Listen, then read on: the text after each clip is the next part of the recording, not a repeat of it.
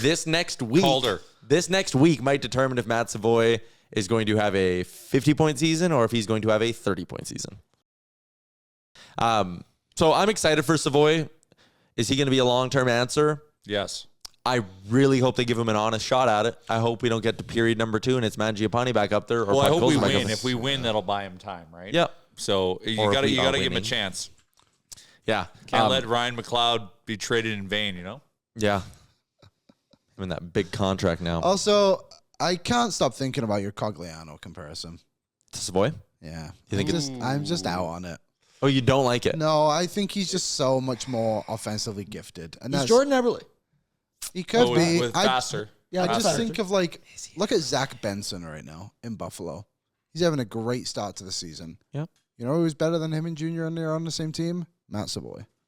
You know who made the NHL as an 18-year-old and had I agree. 30 points? Yeah, but I just think if he's doing it and he's way smaller than Savoie. Savoie's a way better skater. I think. Is he Savoie's small?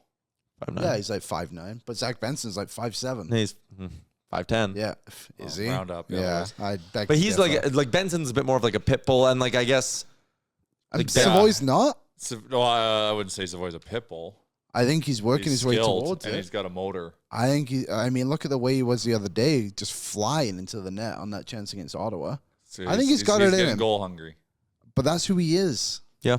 I think he's got it. I think some time will come and they'll be like, oh shit, the Oilers got that guy for Ryan McLeod. I'm down for giving him a chance because for the whole, well, at least maybe just weld him there until Hyman gets back. Yeah. Yeah, totally. Or maybe when Hyman comes back, you can just play them all on the same line. Because Hyman plays off his off wing too. And Yeah, fair. Yeah. And that yeah. I feel like, we don't need to go fully into this conversation again let's because get we've deep. done it a lot, but my Cogliano thing is not a slight. This is a guy who had a 20-goal season. I agree. I just think Savoie has a 30-goal season potential. I think just haven't there's seen it higher skill level, and this is not even a slight against Cogliano, amazing NHLer. and Agreed. You'd want him on your team any day of the week as a third line checker. Mm-hmm. There's a higher ceiling on the skill set, I think, of Savoie. And this is a very interesting opportunity for him to grab hold of a spot like that. And this might be an overreaction. And I know I said I wasn't going to overreact until maybe Christmas. This next week might determine if Matt Savoie is going to have a 50-point season or if he's going to have a 30-point season.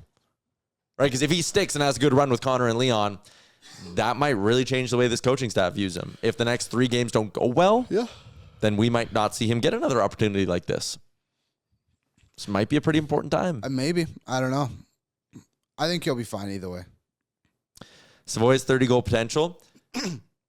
And again, I do not want to make this sound like I'm slighting Matt Savoie. At this stage in Andrew Cogliano's career, were we not talking about him having 30-goal potential? I was 14 years old, so Jay, I will lean on you. I didn't live in the country. There was the excitement of the Gagne Nielsen Cogliano line. Yeah? For a brief moment in time.